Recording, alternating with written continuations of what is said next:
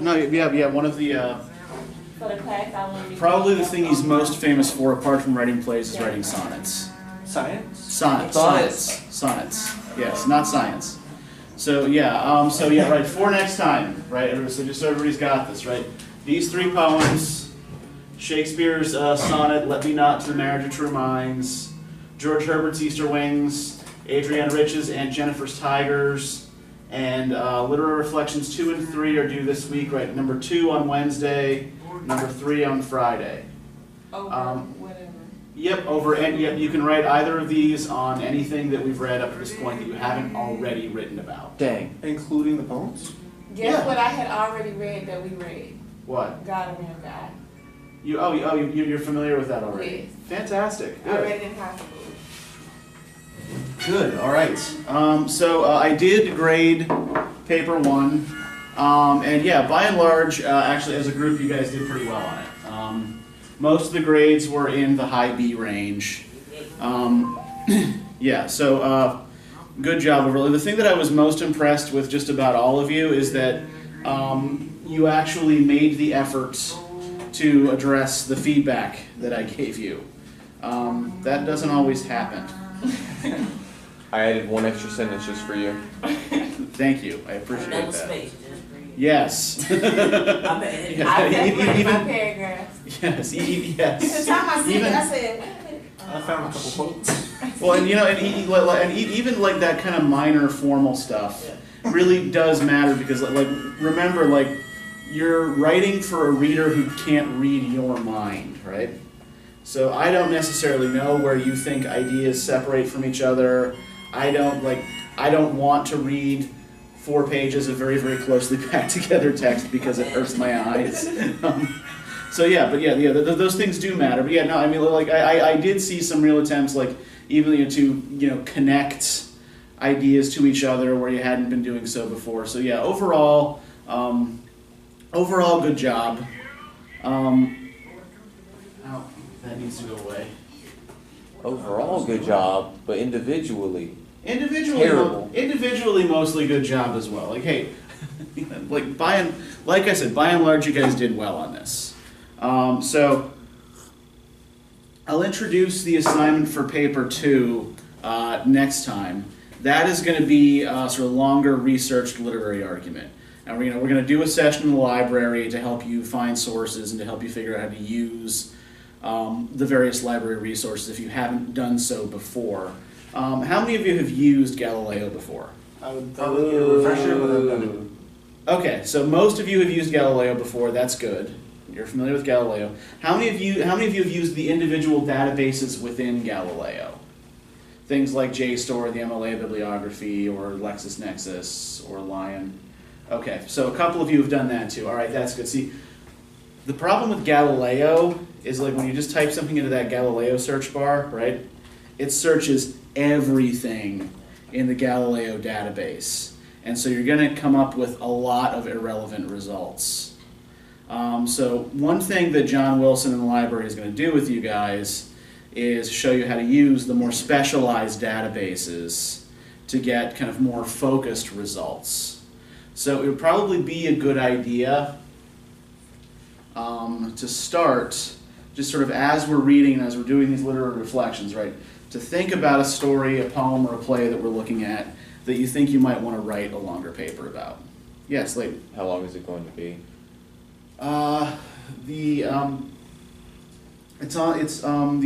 length of the assignment is on the syllabus, and it's on the assignment sheet that I've already posted. It's going to be roughly 7 to 9 pages. I forget what that exact word count is. I want to say it's only 2,500. yeah, I was gonna say. Oh, Yeah, sweet, yeah. unholy Jesus. Yeah, so between 2,500 to 4,000 words. Now, remember that you are going to be doing research for this paper, right? So you will not only be quoting the primary source text that you're using, you will also be quoting from secondary sources. So you will have that material to draw on. Oh, sweet. So it's a lot. So it's not quite so terrifying. We're also going to be spending a good bit of time working towards this in class, right? A lot of the assignments that we're going to be doing after we're done with the literary reflections, are going to be focused towards getting you a start on this paper. Right? You'll have time to work on it in class again. We'll be doing an assignment with secondary sources. You'll have to find two and compare them. And yeah, we will be doing those sessions in the library as well, right? So we will, try to give you as much scaffolding for this as possible. How many of you have written a research paper before? Okay, how many of you have written a research argumentative paper before? What's the difference?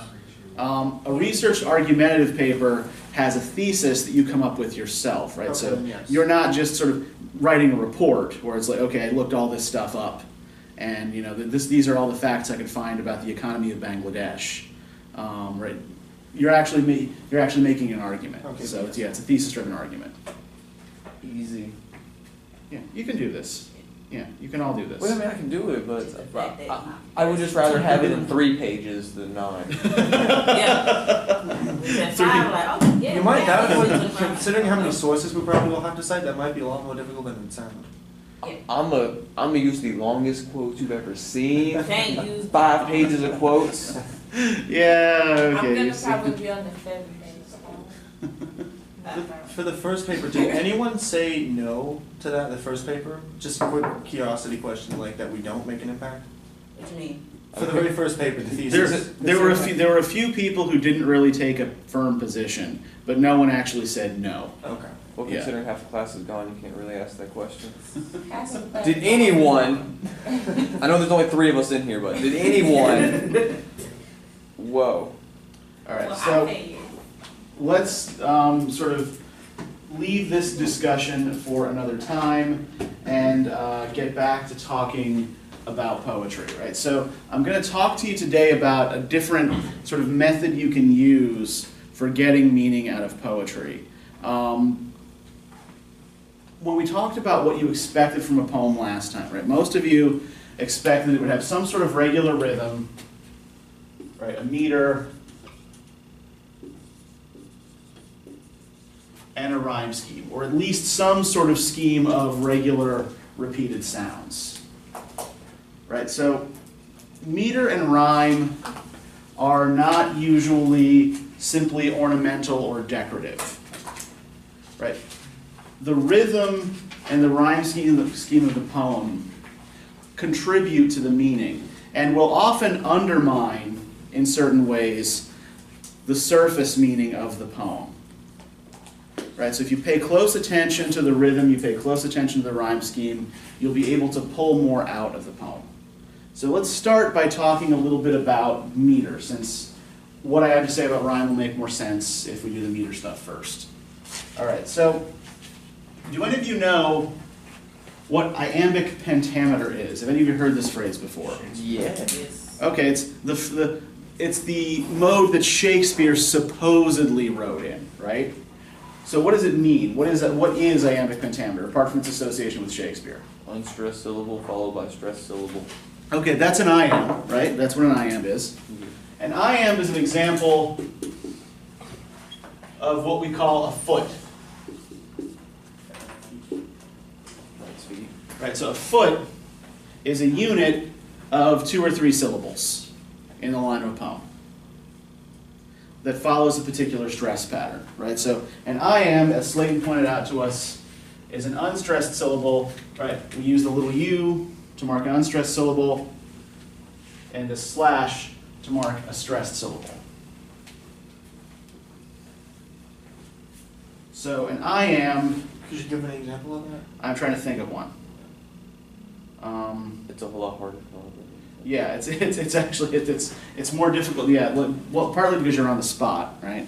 You wanna Google it? It's sort of like, Pardon? I am Paul King. Mm-hmm. Yeah, straight up. Yeah, I'm just trying to think of a single word that Paul King. Alexa. Alexa, give me an iamb. Okay, Google. So I can more easily give you an example of the opposite foot. It's called a trochee, which is a stressed syllable followed by an unstressed syllable. Mountain. Flying. Carry. Those would all be trochees. The iamb is a little bit harder because there aren't as many like words that fit that pattern in English. The more romantic languages have them? Yeah, you find them more actually in Romance languages. This is actually one of the reasons why Shakespeare doesn't actually write predominantly in iambic pentameter. He writes predominantly in pentameter, but it's not predominantly iambic. It's the rhythm of an iambic line is like dut dut dut dut dut dut dut dut, whereas a trochaic line would be more like dut dut dut dut dut dut dut dut. Does that make sense? We follow? Okay. So an iamb is an example of what we call a rising meter.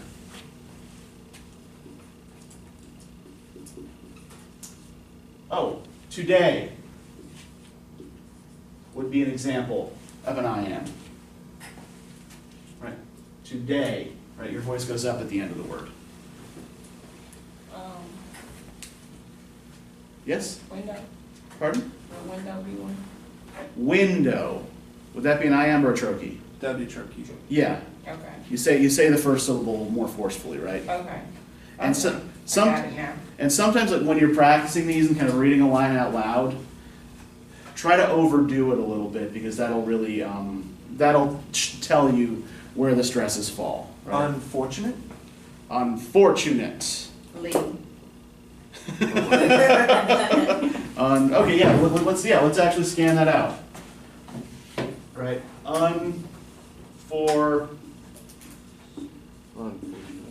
Right. It's going that way. Unfortunate.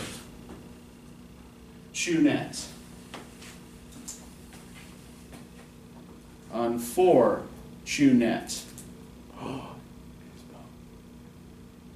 It's both? There's It's probably an not a iamb fancy- followed by a trochee, yeah. So is that the new fancy word for that? No, because you're not counting words, you're counting syllables when you're Oh, stressing, okay. when you're doing the stress pattern in the line, right? You're just counting syllables. I think I know that. Most nouns, adjectives, or verbs that are monosyllabic will be stressed in a line. Conjunctions, articles, prepositions, like things that are basically just linking words, will usually be unstressed. And when you have multisyllabic words, you're going to have to just kind of scan out the word. All right, so an iamb, as I said, is an example of a rising meter. A trochee is an example of a falling meter. So a rising meter, your voice keeps going up at the end. It builds momentum. A falling meter, your voice keeps going down at the end. This is more sort of release of energy, release of pressure, right? Now there are two other feet that sort of correspond here. 3-syllable feet that correspond to the iamb and the trochee. An anapest is 2 unstressed syllables followed by a stressed syllable, so it's a rising meter. And a dactyl is an unstressed syllable followed by 2 unstressed syllables. Now, does anybody know what language all of these come from, all of these names for these feet? Can anybody guess? Yeah, it comes from Greek. And the Greeks used different feet for different purposes. So rising meters, like iambs and anapests, were usually used for comic poetry. Falling meters were used for more serious genres, like tragedy and epic. Right? The dactyl, for example, Dactylic Hexameter was the meter that's used in all the ancient Greek epics. I don't know. Now, when we talk about hexameter, what does hex mean? 6. 6. Also spell.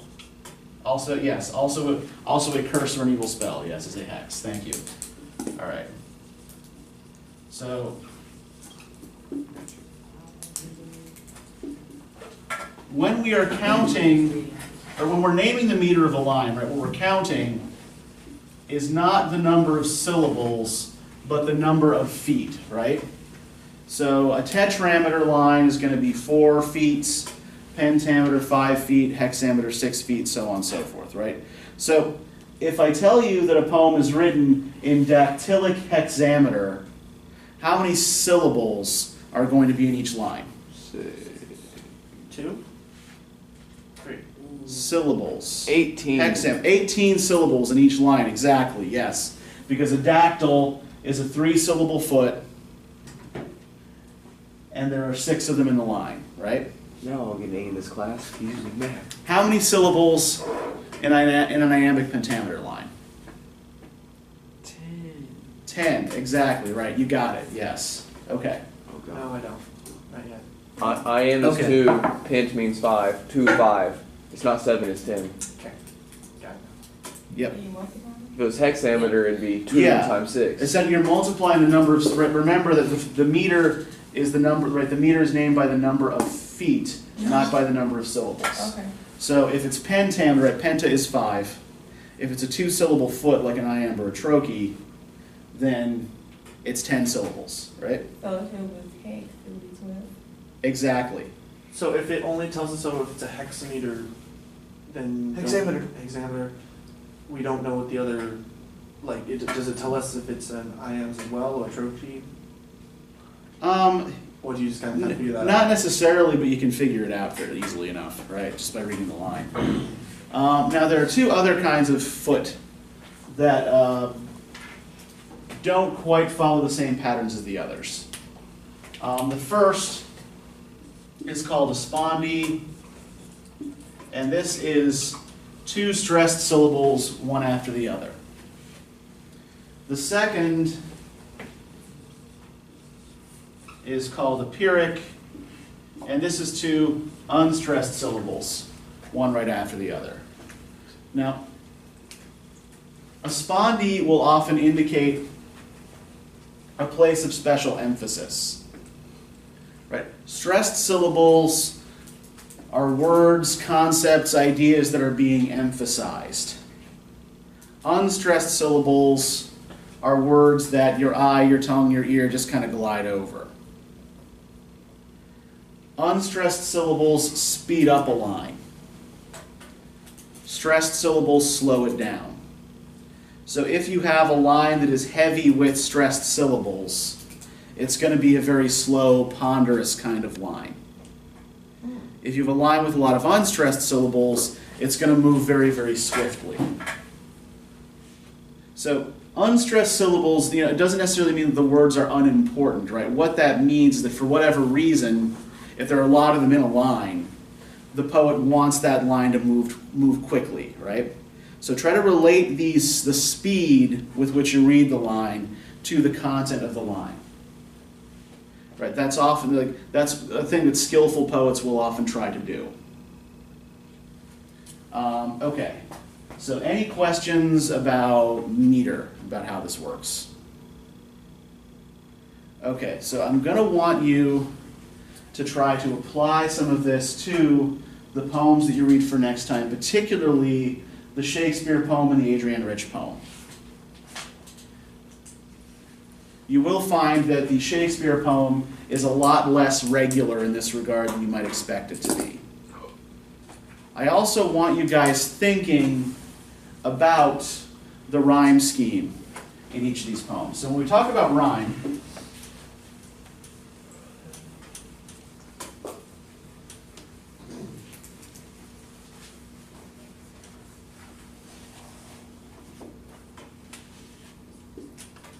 so a true rhyme, right, that is,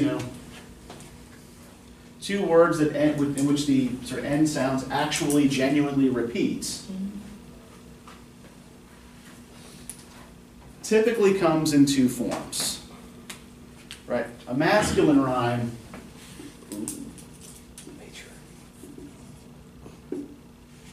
is a rhyme based on a single stressed syllable at the end of the line.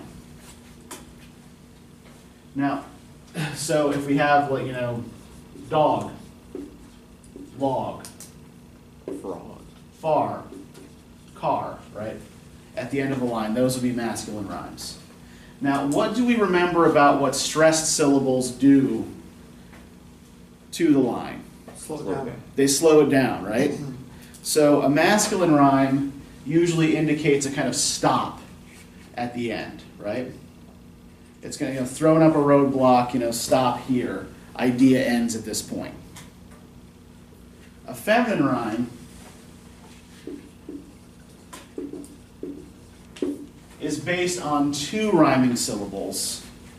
A stressed syllable followed by an unstressed syllable. So say flying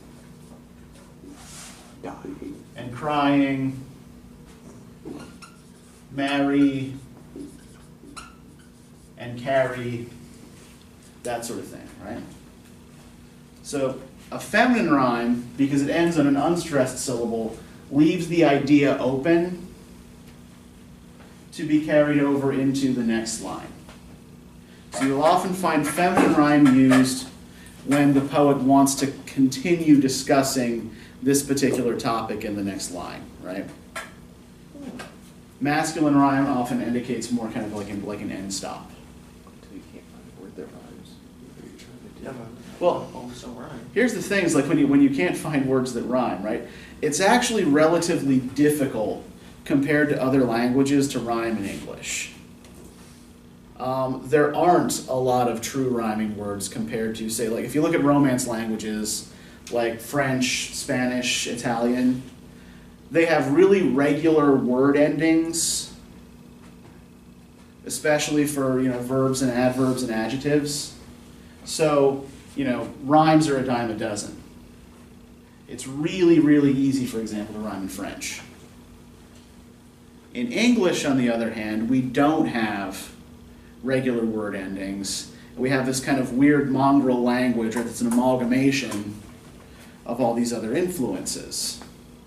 So oftentimes you will see English language poets resorting to other kinds of repeated sounds, like alliteration, right? Everybody knows what alliteration is, right? Yeah. Okay, yeah. So the earliest English language poetry, you remember I showed you Caedmon's hymn last time, that Anglo-Saxon poem? Yeah. Okay, yeah, in Anglo-Saxon English, it's impossible to rhyme because there's no Latin or French influence yet. So what they did instead was repeat sounds through alliteration, right? There would be 3 syllables in each line of a poem that would alliterate with each other. And we use these repeated sounds to connect concepts. Right, so words that rhyme with each other are words the poet wants you thinking of as part of a single bigger concept. Words that alliterate with each other, same thing. True rhymes indicate like a kind of genuine match between the concepts.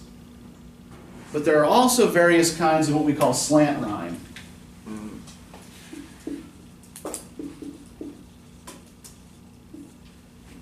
That usually indicate there is some kind of trickery going on, right? Something dodgy happening with language. So the first we call consonants. Consonants is based on a repeated consonant sound in the words, right? But the vowel sounds don't match up. Like, for example, there's a poem by W.H. Auden in which he rhymes the words rider and reader.